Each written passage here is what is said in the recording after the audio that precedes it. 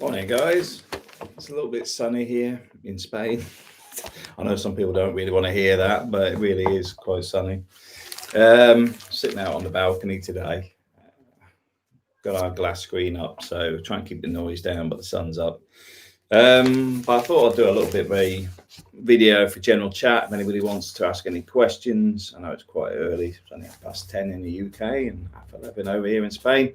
But obviously, good old Brexit's kicked in. I mean, the main thing for me on this stuff, to be perfectly blunt, is the UK is going to blame everything on the EU, absolutely everything.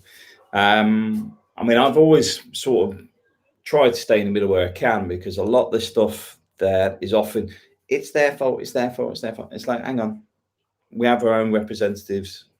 They could have dealt with stuff, but they didn't. So it's the same when you keep catching people that have basically been getting paid to represent the UK, yet just clocking in, taking their expenses, and then getting back on the Eurotunnel back home. Nobody did anything about it. I mean, it doesn't matter if they're in the EU or not. In Parliament it's exactly the same. Because let's be honest, Neil Kinnock and others have been in both. So the point being is, don't assume that it's gone to the UK. Everything we got, taking back this, taking back that. I'll leave that with you. But one of the things that has been sort of pushed a lot is the negative aspects from the UK side. I've got to admit, from the Spanish side, when I'm sitting here with the Costa Blanca news, and the headline that I picked up yesterday, which, well, from the 1st to the 7th of Jan, is Brexit support for Britons. Because in the Valencian region, there's about 100,000 Brits that live here. So the first thing they've done in the local government here is set up a telephone line for information, because they understand there's a huge population here that live here. Not the you go home type scenario that seems to be the British tabloids. It's a bit more positive from the Spanish side, and I assume the rest of Europe is very similar, which is the peculiar thing. Now, they are on about e-hit cards, European health insurance cards. I'm just trying to find the latest bits. Okay, healthcare in Spain. I know a lot of people are concerned about that. Myself, we went private some time ago, and it's been worth its weight in gold, to be honest. Especially when I had a problem with infused discs, having that resolved quite quickly was worth the money. Yeah, I mean, it certainly get me back to work, earned way more than it cost me. So healthcare in Spain, people who have settled in the EU before December 31 will continue to have lifelong reciprocal healthcare rights. So basically, if you've already settled here, done all your residency, got all your paperwork all set up in Spain, you don't have to worry about them removing your rights. That's one of the things that did bother me when people were sort of saying, well, you betrayed the UK, you shouldn't have this. It's like, do you ever leave your country or your house? These rights were set up a long time ago. And to be fair, if you've moved here to retire, set up your house, sold everything in the UK, A, you don't want to go back, but B, a lot of people can't afford it. So all these rights were set up when those things took place. So the point being is, why wouldn't you maintain it? Because it was something that was agreed. I mean, although you physically didn't get a pen and paper and say, right, I agree, this is my terms and conditions for moving to Spain, all these options were already what you had weighed up before you moved over here. So to remove that because somebody militant or whatever in the UK thinks, well, you betrayed your country because you moved to... No, you worked all your working life for your pension and everything else. You paid your pension. It's like me. My pension, the tax and money I put into the system is way more than I'll ever get back out. So I should have the right to go wherever I like. It's nothing to do with some of these small-minded individuals. But anyway, so the point is, this means if you live in Spain or move there before the end of 2020, your rights for access to healthcare in Spain will stay the same as long as you remain a resident, because obviously this is based on pre-dates. So before December 31, before yesterday. So just bear that in mind. Now, the EIC, which is the European Health Insurance Card, validity. I should add a glass of water. After December 31st, a new card has been developed for those eligible under the withdrawal agreement to protect their existing healthcare rights of people living, working, studying in the EU prior to the end of the transition period. They note, according to the embassy residents who have a registered S1 form, that's the NHS form, and students will need to get the new UK issued EH, which will be valid from when they receive it for travel from January 1st. I've got to admit, I didn't fit the criteria for that form, so don't assume that automatically that form is going to be suitable, because I talked about the S1, because a lot of the EHIC ones you can basically just order, probably not from today, but basically you just ordered it and it gave you 3 months insurance within the EU. So this one I would assume is more for pensioners, people that are looking to settle, all that sort of stuff. But I know myself, I wasn't eligible for it. So what you need to go to is www.nhs.uk/using NHS/healthcare-abroad/ apply -for -a -free EHIC European health insurance card. Obviously, they made it very simple. So I might put that in the links below later on. So if you do want to see what the criteria is, because like I say, it doesn't fit everybody. Myself, that's one of the reasons. We were permanent here anyway, but the thing is, the insurance card initially was for people commuting, going on holidays, etc. Just gave you insurance. Now I'm sure we're going to be bugged for fully comprehensive insurance as another cost when you come out of the UK. I'll be taking my residency card. Thank you very much. All valid UK driving licenses will be recognised for driving in Spain until June 30th, 2021. To be noted, we have consistently advised UK nationals to exchange their UK licenses for Spanish ones. Bear in mind, this is for residents and people that are looking to stay here permanently. They state, as long as you registered the details of your license with the Spanish Traffic Office and the license was verified by December 30th, 2020, you have until 30th of June to complete the exchange. If you've not been able to start the process before December 30th, you should sign up to the email alerts on, here we go, gov.uk/living Spain, and this is to be informed of the latest developments of the future exchange of driver licenses. In the meantime, you can use your valid UK license until June 30th, 2021. Bear in mind, that's for residents, that's for people long term. I believe it's for people that are here more than 3 months. You should look to convert the license over. But obviously, the conversion to a Spanish license after this period may completely change and be more in line with Latin America and wherever, as it then sits outside the EU, unless they come to some other agreement. I'm hoping we get a better government, to be fair, or they do leave it to professionals to actually sort this type of stuff out. Don't really want Boris doing it, in my personal opinion. Pensions, if you are legal living in the EU, EEA or Switzerland by December 31, you will get your UK state pension uprated every year as long as you continue to live here. So you will get the rise in your pension. This will happen even if you start claiming your pension on or after January the 1st, as long as you meet the qualifying conditions explained in the new state pension guidance. They note, if you live in Spain, you should always travel with both your valid passport and proof of your residency status, the TIE or Green EU residency certificate. From January 1st, UK nationals will not be able to use the passport lanes for EU, EEA, EFTA or Swiss citizens, and should use the lanes for the third country nationals. Now, the mobile phone one's an interesting one, because obviously this may have some expensive implications. So be very, very wary of hopping on a plane and until we actually get an update from your telephone company, because you may find that you're getting extra costs because of the roaming charges. I have no idea why you want these extra roaming charges. Was that an EU agreement? Why did the UK not sort this out previously? I have no idea. If you have a UK mobile phone, you should be aware that there may be roaming charges from January 1st. They know you should check with your provider for details. Yeah, they'll send me a bill with the extra costs on it. Yeah, and that's the update so far.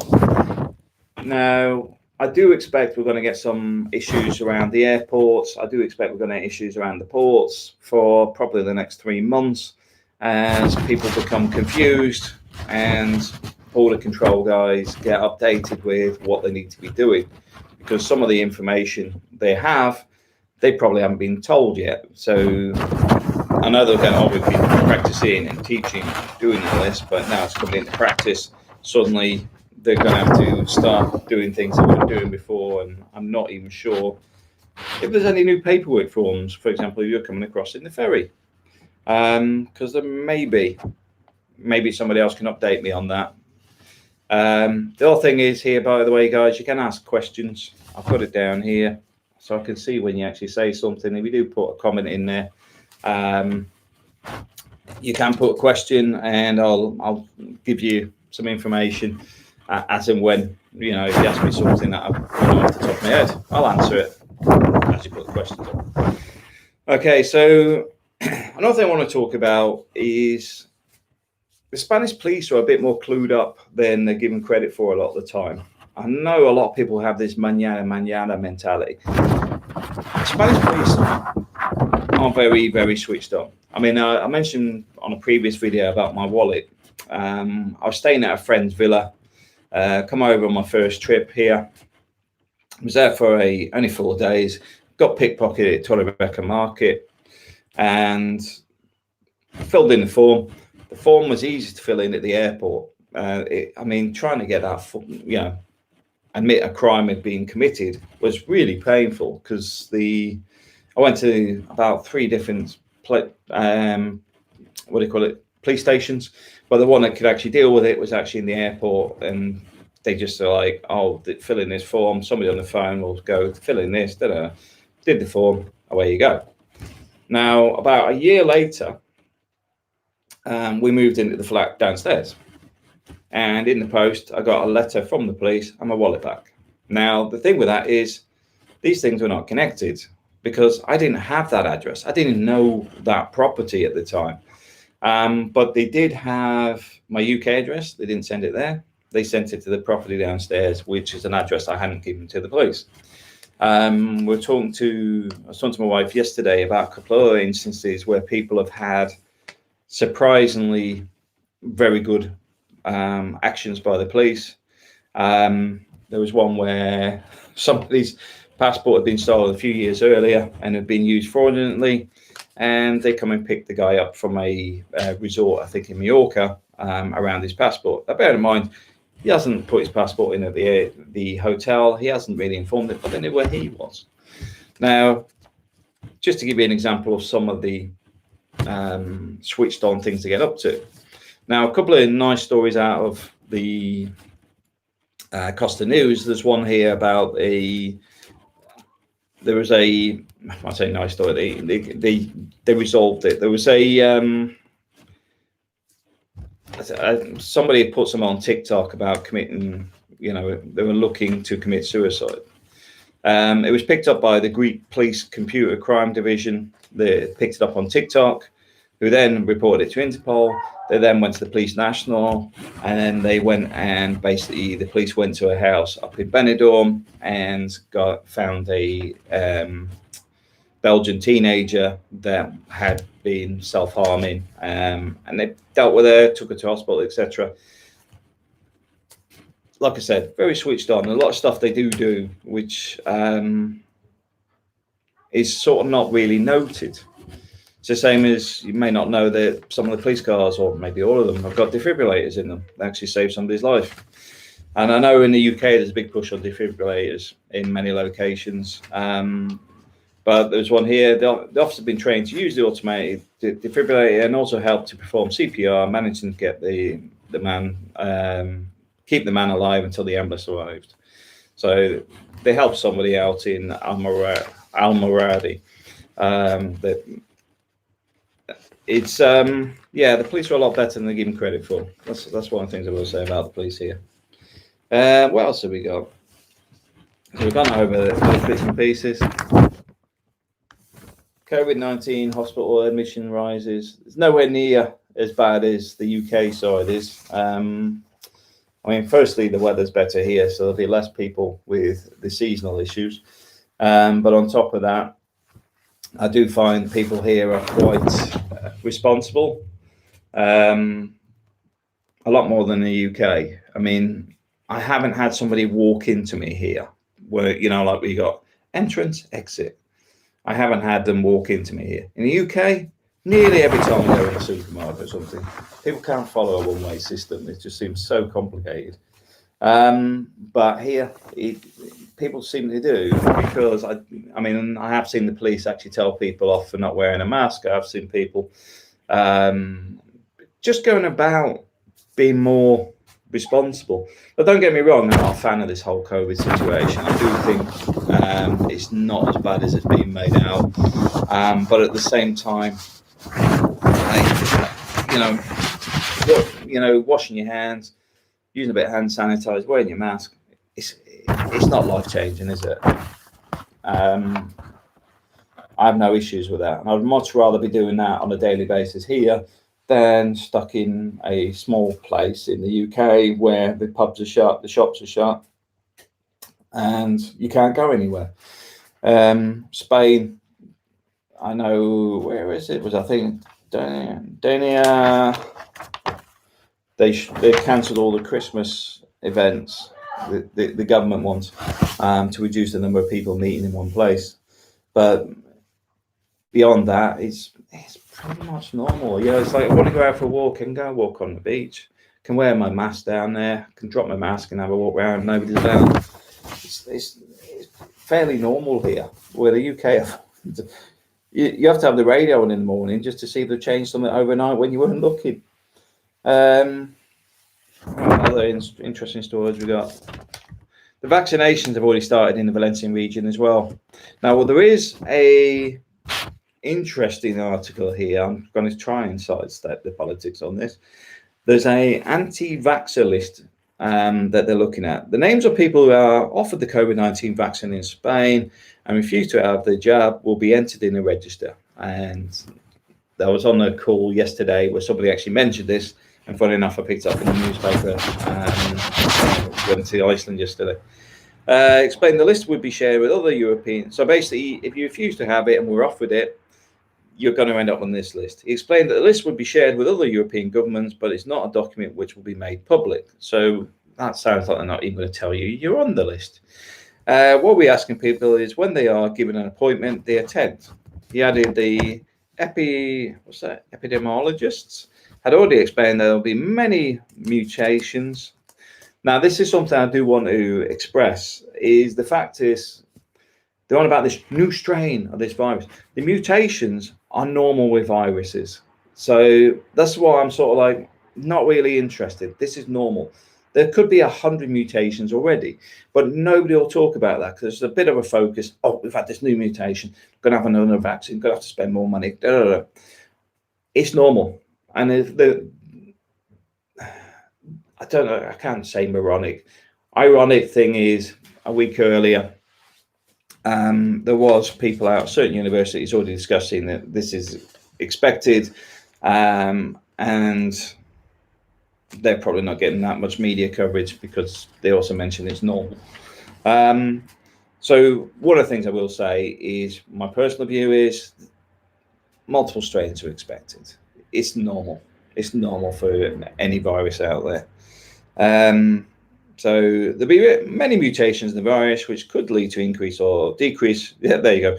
It could lead to increases or decreases in the transmissibility of COVID-19. So it could make it worse or better. The case of the new British variant of the coronavirus have been found in Madrid and Andalusia. I can't really call it the British virus. I've got to be honest. I cannot call it that. The reason for that is, does that mean that we're the only people that have actually been looking for the viruses, so we'll be responsible for any new mutations? Because there's nothing saying where this come from. All it is we picked it up, so suddenly it's our problem. Don't look and you won't find. That's a problem solved. So the new variant of coronavirus has been found in Madrid and Andalusia, but so far the patients have light symptoms. The Valencian region, see, this is the other thing, is it's like when I look at the vaccinations, the guy on the front cover is 81. The guy that is on the page, what page are we? Page 5. Somebody else, that 81. Salvador Breton's age 65. There's certain age groups, and obviously this is where they're focusing. But when they do the other bits of information, light symptoms, I bet those people are under 50, and it doesn't get a mention. And that's what bothers me in the media, because they're very focused on making it worse than it is. Now, one of the things I will say, guys, you may think, oh, Matt, you're just drumming this down and make it out that it's not a bad thing. I've been in locations with earthquakes, typhoons, and even ferry disasters. Those areas, it's pretty obvious that it's very bleak very quickly. So when I get this sort of stuff, which is, it's not really in the same ballpark, especially when you start stripping out the statistics and start putting them right where we normally, where are we now? Is it really that different? That's the point. But when you get multiple ferry disasters, and I'm not going to go into it in too much detail because it's a little bit graphic, but let's just put it this way: people stopped eating fish at the markets because they knew the fish had been eating what was in the water. Anyway, so the Valencian region government confirmed to state news agency EFE yesterday, Wednesday, that several cases of the British variant had been detected. They were due to give a press statement on the situation at Costa Blanca News. When they went to press, Spanish media report that 2 cases had been confirmed in Elche. That says no ages. Social services in Morales invested almost €500,000 during this year, which is a record spend on aid in the region. Let's see, anything else interesting going on? Brexit transition period, back on Brexit. The Brexit transition period on December 31 in a new relationship between European Union and European countries and the EU. I'm not going to go into this in too much detail.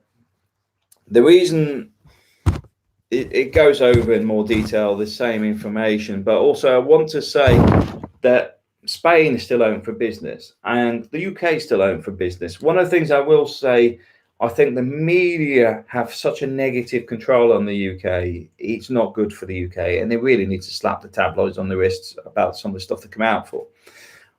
It should be more focused on how we're actually going to get through this. The transition's already happening. We can't change that. That's exactly what's happening. There's no point even trying to get into the debate of we'll stop it or whatever. We've already gone past that point. Now, don't get me wrong. Doesn't mean it can't be challenged in the future. It just means that right now the focus should be on getting things back up and running, because the economies took a hit everywhere through COVID, through the Brexit, and due to poor spending for a number of years. So sooner or later, it's got to come back and bite us on the backside. And then I think we're getting close to that anyway. I noticed yesterday, well, Jay informed me, I believe the old Bitcoin has hit $25,000. That is part of the market changes, because that's the trust issue. It's not just a case of people just investing and there's a major trust issue in governments at the moment. Okay, I'm going to go through some of the comments and I'll go back to the paper. Mr. Tigre, hola amigo, hola. Granny Angie, yes, but the consequences in some people are more devastating than a normal vaccine. Will the UK become a duty-free place? Okay, first question. Yes, There's a big thing on here with the virus. First thing I want to say, Granny, Angie, I fully understand that. And this is the thing, that's what I'm saying with the media coverage. When somebody at 85, is he 85 or 86? Don't want to get it wrong. 81, sorry. 81-year-old Basti Marti has had the first vaccine. Now, I can understand it's more devastating for them. But myself, I'm not really worried about the virus in the sense of affecting me. Now, the risk to others from me, if I was in contact with somebody with it, is got to be more at risk. You know, for example, if I was visiting Marjorie that's 82 or something, but I won't be visiting Marjorie that's 82. And this is one of the things that's a little bit peculiar, because where you know have, say for example, you have mumps, measles or something else, you stay away from everybody else. But what they did with this is they ground the entire planet to a halt, which is very, very peculiar, because I can understand people staying away from people like myself, because, I mean, for a start, I look after 43 schools. They are environments that are just riddled with viruses, because let's be honest, look at, they want to test the kids every day in there. Now, I know some people have gone down the conspiracy side, and I do say this because, quite simply, I'm not sure what the evidence is on it, but whether it's taking the DNA from kids and whatever. But my view on it is I'll leave that out there. But the point being is, I work in those environments, so people that know me over 60 years old, for example, I would advise staying away from me. I'm not going to approach somebody and, you know, with a risk. Now, bear in mind, I already had a COVID test before I come out to Spain, so it's not as if I'm, what do you call it? I'm not taking care or anything else, and I'm actually taking more precautions than most people, because I don't want to get sick in any form. I don't want the flu, don't want a cold, don't want nothing that could impact me when I'm working. So I avoid people like the plague at the best of times, especially this time of year, because if I get a cold with the volume of work I do when I'm working, I get sick quite easily. Now, at the same time, because of the workload, you've got a risk of fatigue. So the point being is, I understand there's people at high risk, but my job is to stay away from people. Other people's job should be to make sure they're safe and stay away from people like me. But it shouldn't grind the world to a halt. That's one of the things that does concern me. Kevin Herbert, hi Matt. Will the UK become a duty-free place? Never. Never. I don't know if you've seen the dollars and pound conversions. $5 equals £5. No. I was looking at a graphics card. I think the dollar conversion, it was about £200 more to buy the same graphics card in the UK as to the US, yet they were both exactly the same price, in the sense of they were both the same amount, just in the different currencies. The UK will never be duty-free. We're ripped off like no tomorrow by the state. You try importing something from the US, for example, you're absolutely fleeced. Best place to import from, by the way, is through Hong Kong. They have a very good relationship with the UK historically, but you can order something from Hong Kong, it could be in the UK within 2 days. But anyway, no, it will never become a duty-free place. Mr. Tigre, am I going to take the vaccine? No, not unless I'm held down and forced. It's literally, I have very little faith in the British government. I've got to admit, with Boris and the way he's handled this, and the fact he did very little on Brexit, and, you know, that was notable. I am not one for the vaccine. But like I said, it's more a case of people avoiding me. It's more important, because I'm not worried about catching it. And I am a strong believer in having this thing called an immune system that should be proactively protecting myself. I'm not a fan of something trying to bypass that, and I don't think I'm at a risk point where I think I need the vaccine. Tingles, How's it going? Bitcoin currently over $29,000. Yeah, $29,000. Yeah, and I've got to admit, I took an absolute hit because I've banked everything at the moment for property. I could have made about $60,000 on my money, but at the same time, I'm about to see some changes on the housing market with a bit of luck. So hopefully it'll cancel that out. I never worry about it because I mean, at the end of the day, I made some good money when I did. But at $29,000, I would say there's probably a risk that the market may actually drop again. But we'll wait and see. Wayne Dorber, hi Matt, we can't wait to come out this year and get the ball rolling as moving over there. I don't want to have to take the driving test all over again though. You won't have to take the driving test again if you've already got your driving license. You just change it. I don't see it going to be severe. I mean, I've got a Filipino driving license. I can change my Philippines driving license to Spanish. Not that I should do, because obviously I keep that for the Philippines anyway. I've got to renew it. But the point being is, if you've got a UK license, you don't need to retake your test. I mean, you go up there and they do this one on reactions and stuff, but literally I think it's just to charge you money. I mean, when I did mine, they asked me if I drive trucks and stuff because I had a very high score. And I said, no, I'm just good at video games. Yeah, so don't worry about that too much. It's nothing to write home about. They do an eye test and some other bits and pieces, but nothing severe. It just reminded me of the one I had when the Philippines actually went in for the medical, and the only thing they took was my weight. The only bit that was irrelevant from a medical point of view for driving a car. Didn't do an eye test, nothing, just took my weight. Granny Angie, you are a responsible adult now. Yeah, I just, like I said, a lot of this, I can understand the common sense aspects. As I said earlier, when I'm in the UK, the amount of people that walk into me when the giant arrows go that way, and they just walk out, this talking to their friends and whatever, completely ignoring everything. But to be fair, this is why I like Spain, because the police here don't put up with the same sort of nonsense that we often get in the UK.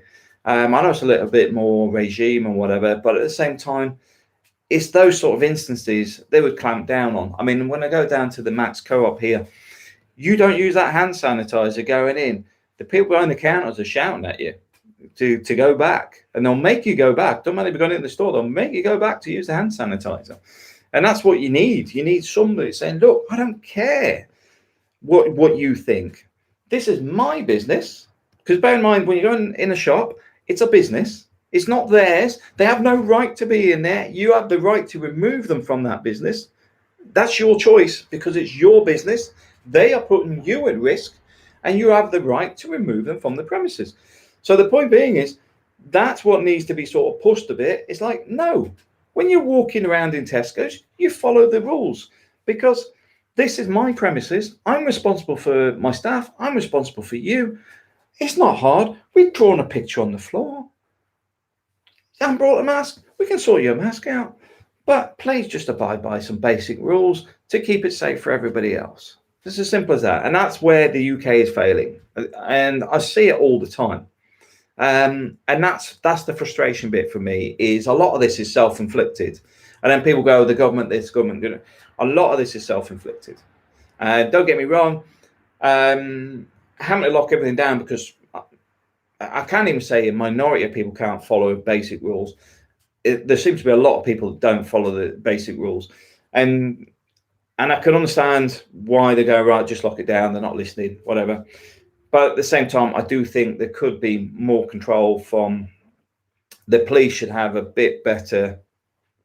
That's the way you need to be doing. That's what you need to do. And basically, you will be arrested if you don't follow these rules. Simple as that.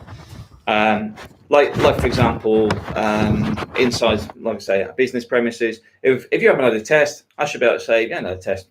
Don't come in my shop. That's my choice. It's my business. Now, don't get me wrong. That's not state control. That is somebody that owns a business making that decision if they decide to go down that route. In the same way, if I'm another business and say, I'm not bothering with it, you come in here at your own risk and peril, that should be my own decision as well. But like I said, these should be a bit more controlled by the businesses on that front, but supported properly by the local police. Okay, next questions. Happy New Year. Yeah, Happy New Year to everybody, by the way. Am I still trading? I haven't had the time to trade. And to be honest, this month, I took a month off work and I'm actually recouping. But even though I'm recouping, I've got about 5 or 6 business deals I'm working on at the moment. So even yesterday, I think I was doing about 7 calls and conferences around some stuff that we were working on project wise. So the point is, even on my downtime, I'm not sat around doing nothing. But I like trading. It's just I literally have not got the time at the moment. Next question. Stockbroker Atlan, the paper mat, it's coming across like a theatrical thunder. Yeah, that's me, because I never sit still. Minky Flicker, I'm an eBay trader and sell watches, etc. This morning on a £300 watch, tax which the customs will pay is now £70. That's probably going to kill my business. There you go. That's what I'm talking about. The UK. The UK robs you blind when it comes to imports. Now, I'm not saying there is ways around it. For example, if you had the same watch coming in from somewhere and you sent the box separately and you put a note with the watch in a nice bubble wrap, watch repaired, thank you very much for your business, a receipt with 0 costs on it, and then sent that through in the send the watch separately and then the box set separately, so you get them on different, send them about a week apart. I'm not saying that's how you could avoid that, but it may be how some of this stuff like lenses get from Hong Kong and stuff without tax on them. That's what I'll say on that. I need Minky Flicker, I need to get over to Spain so I can access the market again. £320 delivered to EU turns into 390 delivered. Yeah, it's crazy. Mary Aroni, I probably should have got your name wrong. Happy New Year. Yeah, Happy New Year, everybody. Did everyone have a good New Year? I've got to admit, here in La Mata, it was more quiet than usual. We went up to see the fireworks and we're quite lucky. We could see the fireworks right over at the top of the hill here, which is probably about a mile away. And then we've seen the ones over towards Orihuela and Quesada over the other side of the lake. But there was very little in our area. But to be fair, I don't think many people are still here. I think they've gone home or been stopped to travel here by the Spanish police, stopping them escaping Barcelona and Madrid, because obviously they locked down the regions here. So they have got border checks and stuff as you go from one province to another. So, because last time, as soon as they're going lockdown in Madrid, people on the train and the car, they're all heading to the coast. Because you're going to be stuck at home. Why not be stuck in your second home on the coast? Why not? Okay, next article. Any other questions? I'll go on to the next article. Beach erosion is a big problem on the coast here. La Mata Beach seems to get a lot more sand, but I do think they need to put something in there to. Now, I'm no expert on soil erosion. I've got to be honest, that is not my field of expertise. But I do hope that they can get some extra defences in there to stop the water, the sand eroding every year. Keeps taking the top layer off, which isn't great. But I'm just looking at this one here. Ambitious plans to halt erosion in Les Diveses Beach are set to go ahead and work can start in early spring, according to Spain's environmental ministry. Latest incidents of torrential rain, hail and high winds have swallowed up even more of the beach, which is geographically in El Verger, but officially part of Dinia. Leaving seafront residents fearing for their safety of their homes. That's me just being selfish about losing some of the beach. I'll move the paper. I'm on a small desk, so hang on. Let me move the Mac up a bit. Hopefully I ain't going to fall on the floor. All right, I'll close the paper. There's a couple of articles I noticed in there. Yeah, so I mean, I do think needs to be more work done on the beaches myself. I know a lot of the sand comes from, I think it's La Manga. They bring it up for the Torrevieja beaches, but I do think they need to find some solutions, because it's not just the homes that are an issue. It's the fact that they keep having to bring sand up every year. I mean, it can't be good for other areas if they keep bringing the sand. So I do think there needs to be some thought around how they can resolve that in a better way. But it'd be interesting to see what that one's like up near Dinia. I've stopped shuffling the paper. I haven't. The paper's on the floor.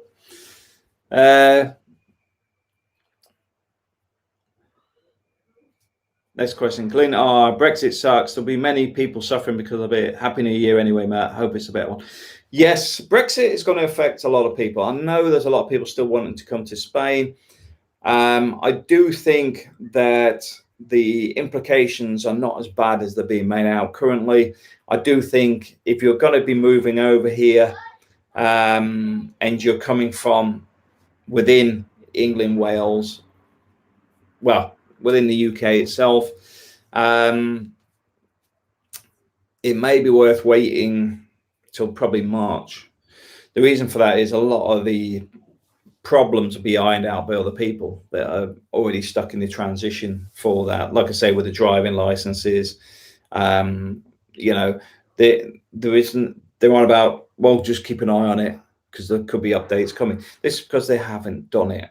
In my personal opinion, they haven't agreed this stuff because obviously they're waiting for the green light from old Boris and the EU to sort of say, yeah, Brexit's definitely happening. This is when it's happening. And now all this other bits need to be sorted out. But I can't see the driving license stuff being too difficult, in the sense of the UK driving license is already fairly difficult anyway. So converting it over to a Spanish one, can't see that being too much of a problem, simply because it can actually go, right, you know what, how do the two systems compare? Are they on par? Is one harder than the other? Because if it's harder than another, not a problem. If they're the same, not a problem. So I don't see that being an issue. Where it is an issue is where they say, right, do you need to have a UK license when you're in the UK and a Spanish one in Spain? Do we recognize both of them? Do we recognize one of them? How does that work? That's the bit they're going to be discussing. But the good thing about moving over is I don't think it's going to be too much of an impact, because it's mainly going to be for residents, because I can't see it changing too much for tourists, because guess what? It would severely hit the hire car market across Europe, because guess what? Brits are not only there on holiday, they're there on business. So I do expect that problem is not going to be a major one. It'll be resolved quite quickly. It's going to be things around the healthcare going forward. How is that affected going forward? If you're retiring here, can you still get it's not free healthcare, guys. It's not free healthcare. There's no such thing as free healthcare. You've paid for that during your working life. So the point is, your entitlement to the Spanish healthcare based on an agreement that your contributions for the UK are recognised in Spain and funded by the UK system. That's the bit I'm talking about. I hate when people say free. There's nothing free in life. So from that point of view, that's the bit that the next 3 months will be interesting to see where that goes. House purchases, all that stuff, don't see it changing. There will be a bit of scaremongering going on, but to be perfectly blunt, I've got friends here from America, from the Philippines, from Russia, and several other places that, guess what, they're not in the EU. And they have no problems. They're residents here. They own homes here. They live here. They work here. Don't worry. It'll work itself out. Yeah, I've stopped shuffling the paper. How much does private healthcare cost for 2 adults? It depends on the coverage, because there's different types of coverage. There's fully comprehensive. Dental is normally separate. You also get a 50-50 type one where you pay half the bill, they pay half the bill.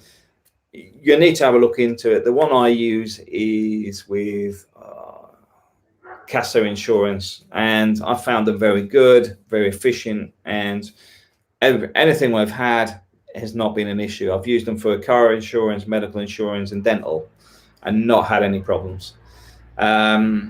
So how much does it cost? Well, for our family, a family of four, it cost me, I think it's about 130 euros a month, which also covers me, guess what, in the UK? Private insurance even in the UK. So I don't think that's a bad deal. What's the temperature here? Well, this is a bit of a greenhouse, because what you can't see is I've got a glass screen on the front of the balcony. You might see it in the windows actually behind me. So currently on my thermometer over there, it's 24 degrees. Outside is probably a bit cooler because there was a bit of a breeze. It's probably a miserable, probably 14 to 16 degrees outside. But then again, you just sit in the sun, out the wind, and it's 20 odd degrees. Can't complain at that. Tingle tingles, do you think the Spanish housing market will fall this year as there's 90 to 180 day rule? Well, see, the thing is, the 90 to 180 day rule is going to be a bit of an odd one, because if you can still go and get your NIE and stuff to make the house purchase, then it's not really going to affect you. Because the thing is, you're going to get your bit of paper, the same as like when you go to America. So, I mean, it's literally the size of your hand. Where you staying? What's your passport number? And you just hand it over, and that's about as much involvement that goes on there. I don't think it's going to have a major implication on people's purchasing and owning houses and trips to houses. Where there will be is in the tabloids. The tabloids will be pushing that it's the end of the world type stuff, because it sells newspapers. So I do think there is a high chance that either the market's going to decline or the market's not going to grow, in the sense that it's just going to stay stagnant. Because last year it was pretty stagnant. There was some house reductions, but not massively. I mean, I think some may have dropped off maybe 10 to 15%. You think, well, that's a lot anyway. Well, not really, because the house I was looking at down here that's actually sold now, it was originally 60,000 when the owners bought it, and they must have sold it somewhere around 84 to 86,000. And yet there's one over here exactly the same on the market for 99,000. The point being is, even with a drop in the prices, they're still above what they ever paid for them in the first place. And you're thinking, well, hang on a minute, yeah, but house value should always go up. Spain has got a lot of land, and these are older properties. So a newer property is where the money is, in the sense of this one needs a full revamp, but you can go up the road and get one with fully fitted out, all brand new, maybe even have in-house financing for maybe 50% more. But you've got no problems with pipe work, you've got no problems with aircon, you've got nothing to fit. It's a new kitchen, not 1980s furniture, 1980s kitchens, pipe work, electrics. It's not a complete rebuild. So the point is, when you weigh them up, myself, not an issue. I do the wiring myself, do the plumbing myself. And Igor could do the tiling. I hate tiling. Kitchen I can do myself, and get Igor to do the tiling. But I like doing those types of projects anyway, because then you get exactly what you want, which is why I want an older property. Newer ones, it's nice and fitted, but they may be a bit smaller than you would like as well. But I do think the new market will continue to be slow but steady. The older stuff is just stuck there. You know, there's not a high demand on it. Prices are fairly stable. But if we put this back into when we arrived here about 5 years ago, a bit of perspective, a studio apartment up at San Luis was 19,000. Sorry, is it a studio or one bed? I think it's a one bed. One bed was 19,000. Terraced, but you can go up another floor, so you can put another bedroom on there quite easily.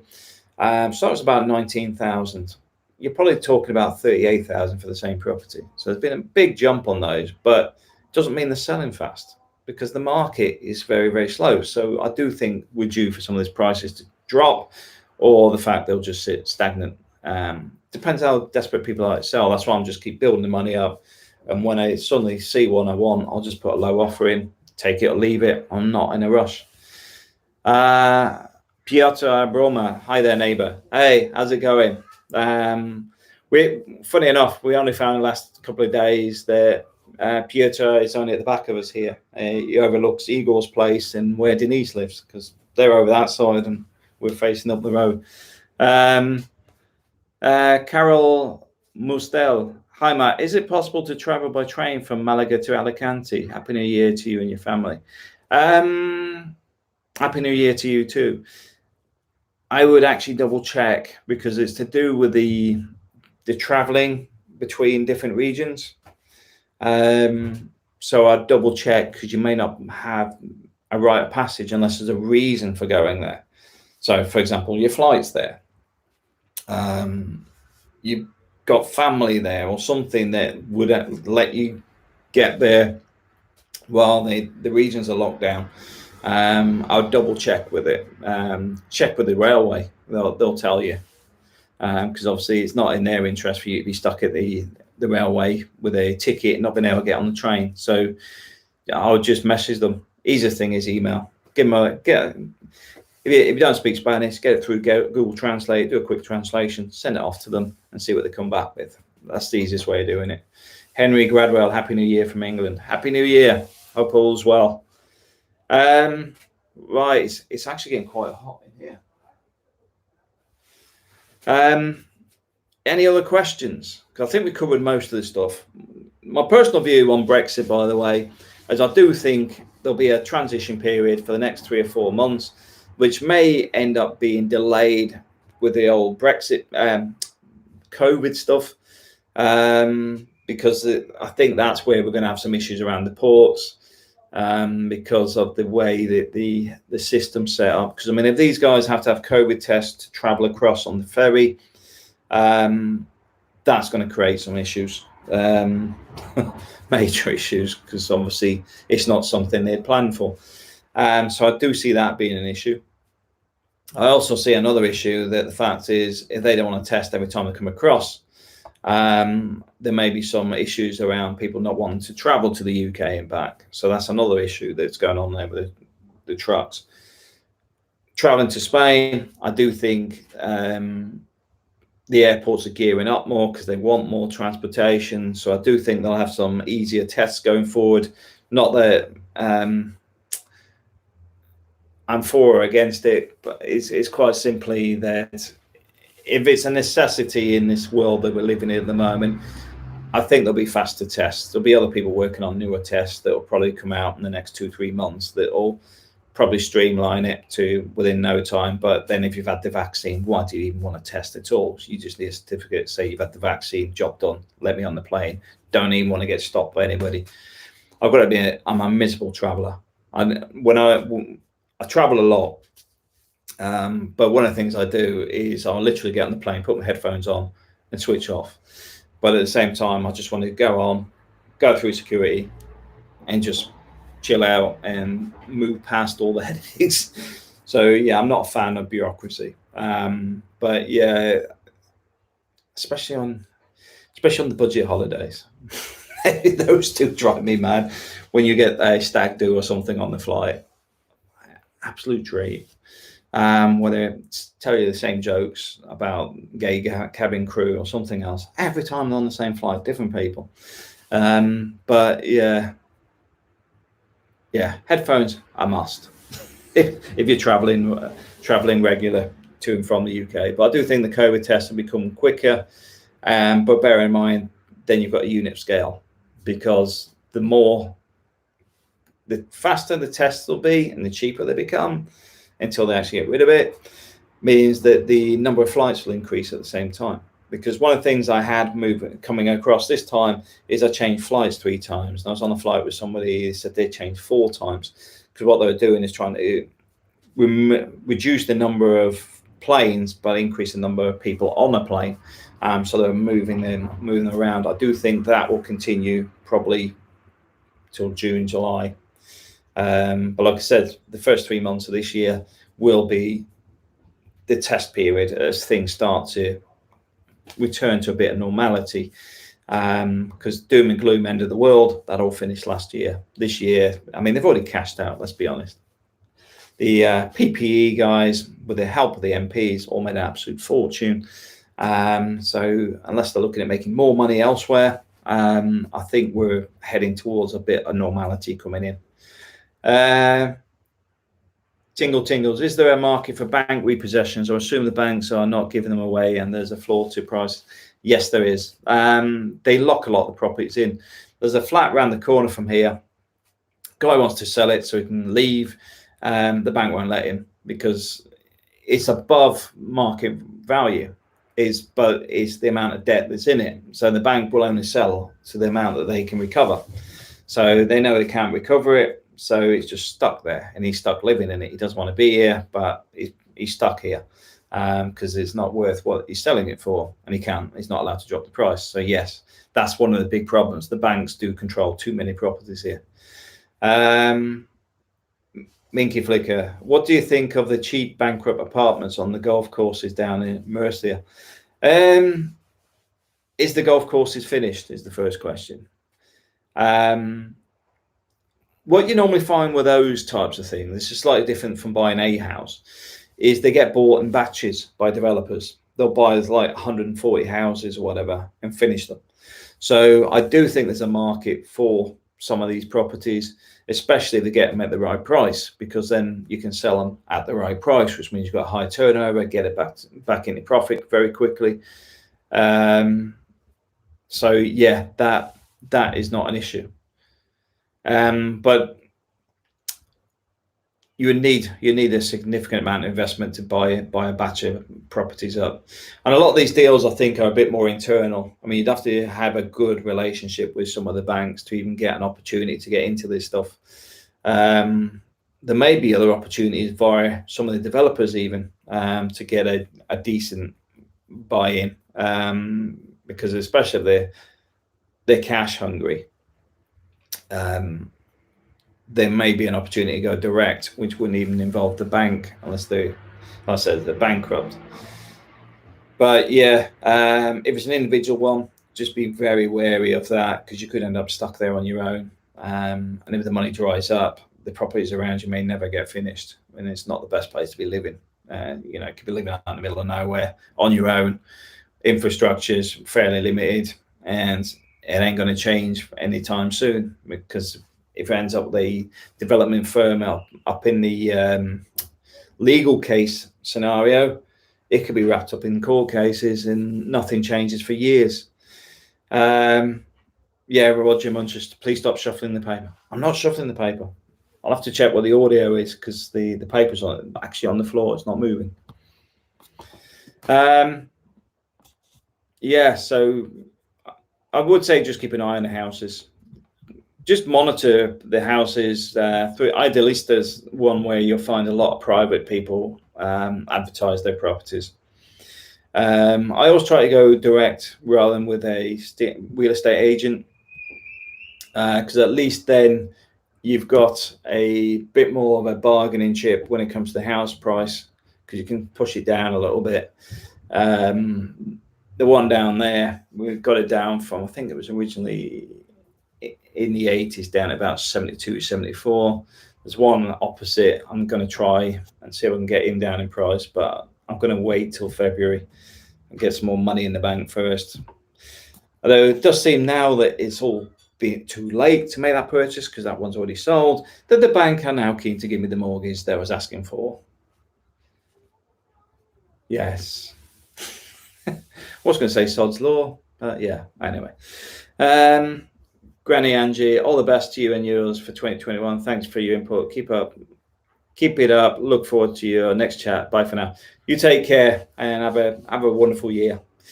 All right, guys, it's coming up to an hour, so I'm going to call it a day. But if you do have other questions for the next video, please put them below, and then I'll list them. So when I come on to the next video, because you may have something that I've got to go and research anyway, and I can ask my wife to do it for me. And I can bring the information to the next video, because it's nice to do these things, nice to have a chat with everybody, see how everybody's got on. Shun Yan Yip, Happy New Year, Matt, Happy New Year. And if I missed any Happy New Years, but anyway, Happy New Year's to everybody. Have a great one. And thanks for your time this morning. and hope you're all having a great New Year's Day. All right, thanks for watching.